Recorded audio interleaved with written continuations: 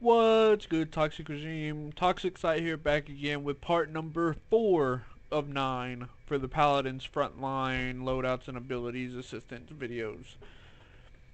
We have already covered Terminus, we've already covered Ruckus, we've already covered Nando. In this video, we're gonna go to my boy Barik. Now, his talents or legendaries, whatever you want to call them, he's got Architectonics, turrets deal 20% more damage and have a 3-second faster cooldown. He's got Fortify, barricades gain 3000 health, and its cooldown is reduced by 3 seconds. He's got Hair Trigger, Blunder Burst, fires 30% faster, and Tinkering, modify your Blunder Burst to fire a single slug that deals 560 damage. Now, looking at these, Tinkering will sound like a great card because it says a flat damage. While that is correct, it is not one of his best. Fortify is also nowhere near one of his best due to the fact that it only gains health and it's only a 4-second shield, if I remember correctly. We'll go over that here in a second. And after that 4 seconds, it instantly goes away. So it's best to, in my opinion, all these videos are based on my opinion, Architectonics and Hair Trigger. Hair Trigger because you're firing faster, and the closer you get to the enemy or they get to you, the more damage you're doing to them, because the closer they are, the more slugs out of that Blunderburst round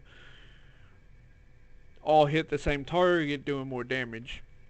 And your turrets dealing more damage is also really great, and especially with some of the loadouts. Hair Trigger,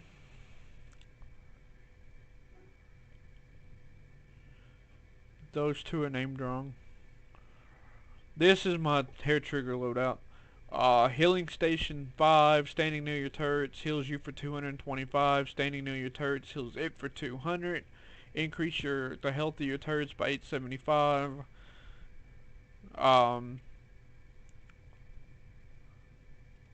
Yeah, this is Hair Trigger.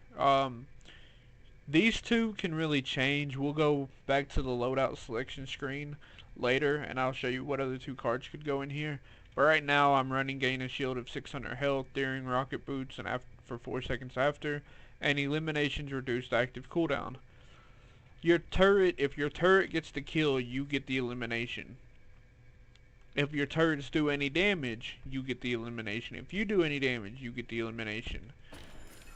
So we're on Hair Trigger right now. We're gonna come. Screw it, we're gonna come in here. So this is his attack speed on Hair Trigger. It's decently fast. He's got a 6-round clip.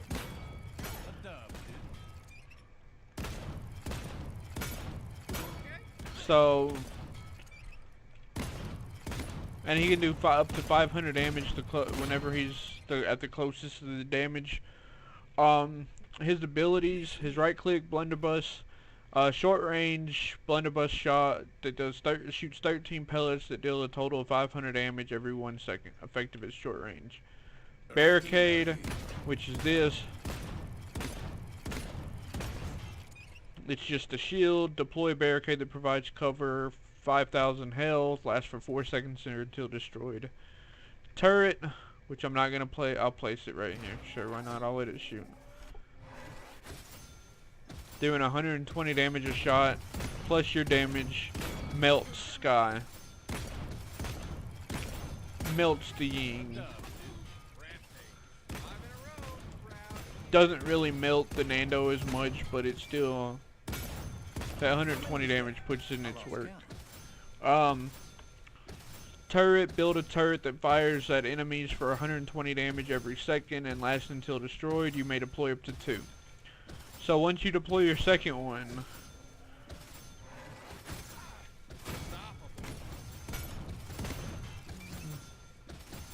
cooldown is done.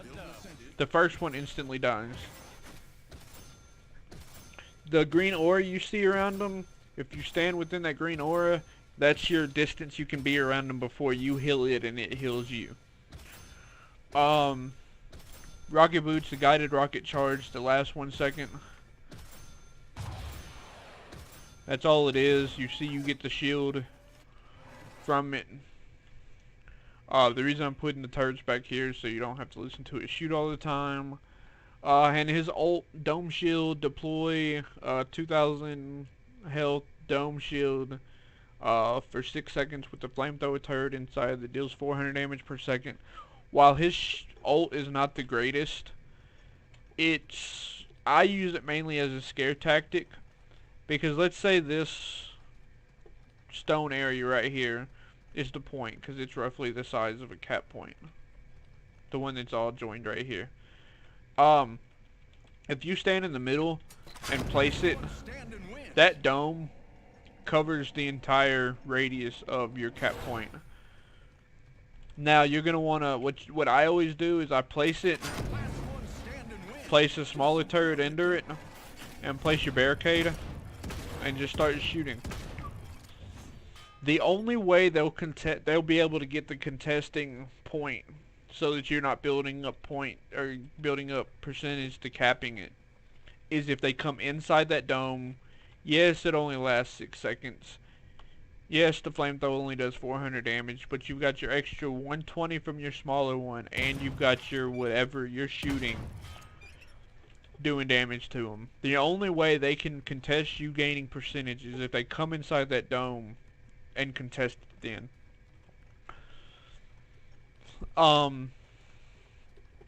What was I about to say? Your turret from your ult. Let me get out of here. Counts as a turret. You heal it, it heals you.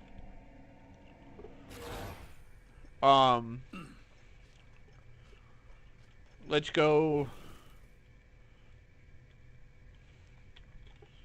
to Architectonics now. Architectonics build. If you can tell, it's got 4 of the same cards.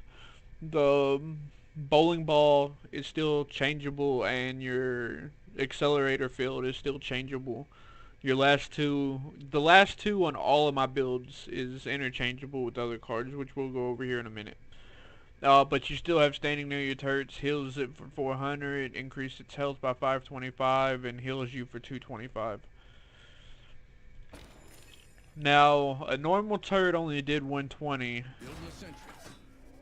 The Architectonics turret deals 144. And it's cooldown, which means you can place them faster. And you melt through. You don't melt through them as fast because you're not firing as fast. But it's still better than Tinkering, which does a 560. Which I'm not even. Like, I'm not even. God bless him. I don't know what.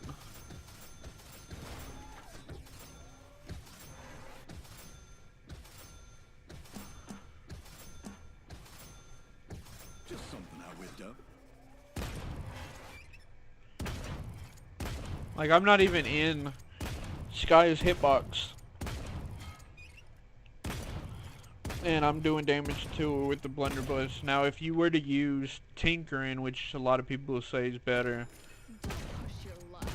I'm shooting at the same spot. No damage.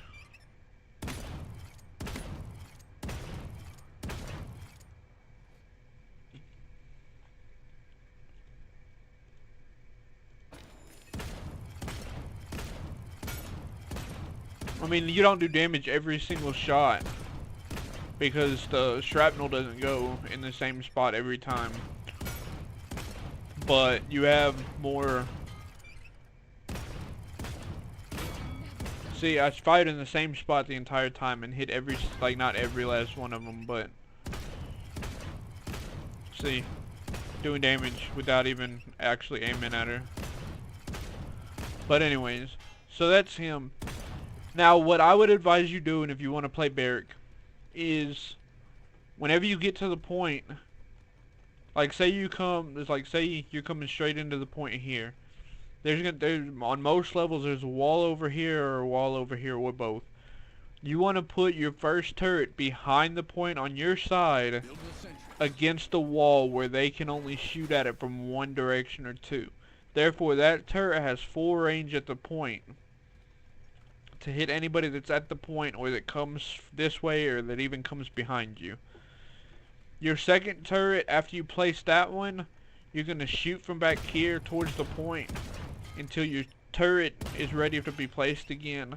You're going to rush in, place the turret, place your barricade, and keep shooting. Yes, your barricade only lasts for 4 seconds, but that 4 seconds is long enough time for them to realize, oh crap, I can't hit him, I gotta move forward. The entire time you're shooting at him and both of your turrets are hitting him.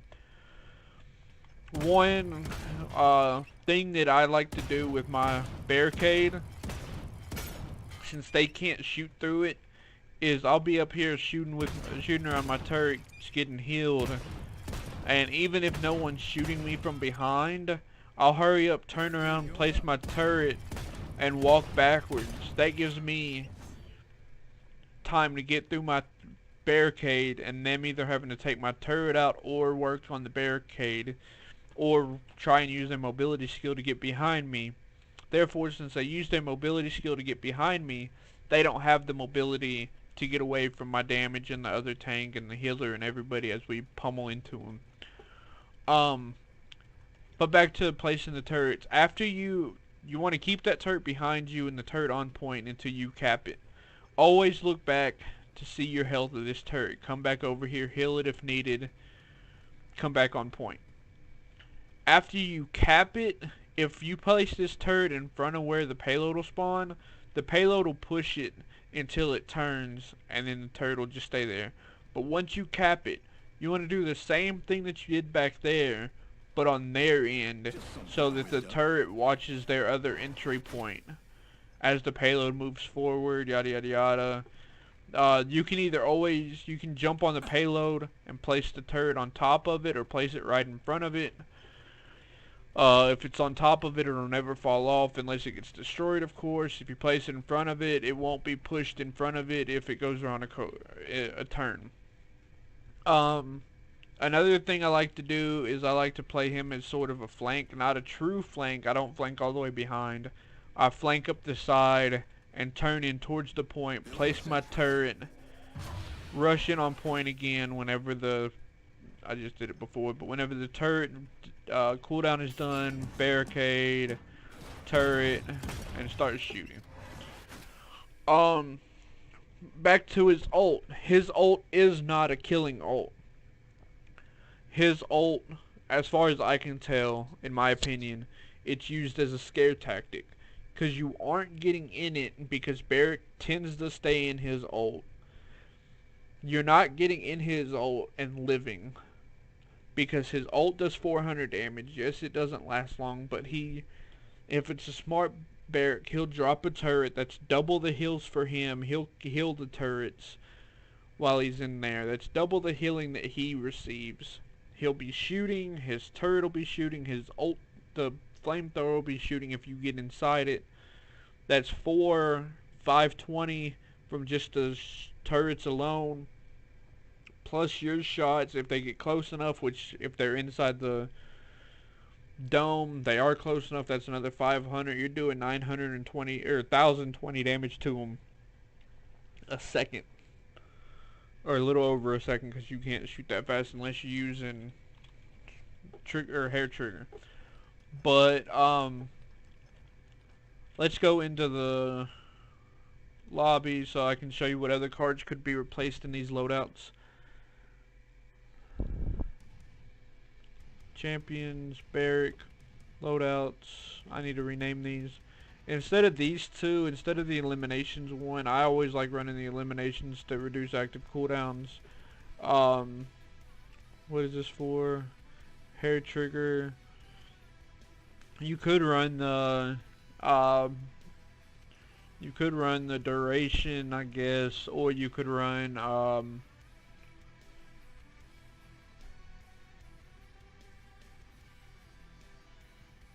guess you could run the reduce to deploy, but I don't really like running all four of the same talent in a loadout. So I mean, I like this loadout a lot. I'd probably run it like that if I was to run it.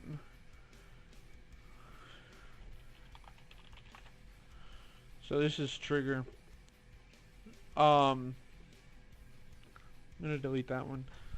In arc,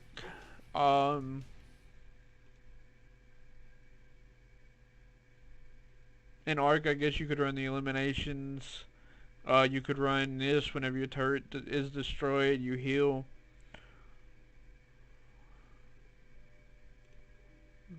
So yeah, instead of this one, you could run that for more self-heal.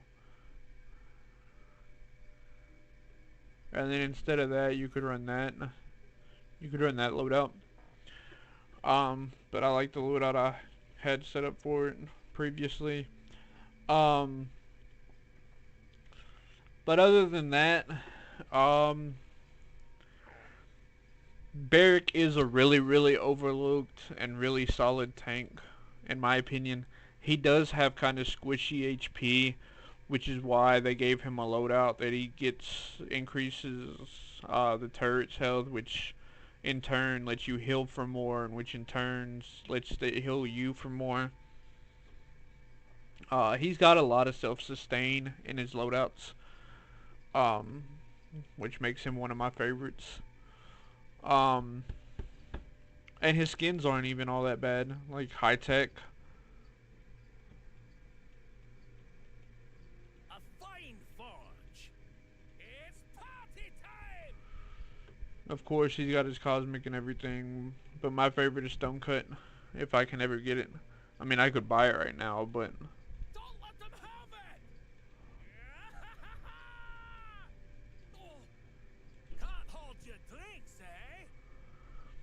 But that's going to do it for Barik. Until the next video, keep it real, be good to yourself, be good to your loved ones, and I will see you then.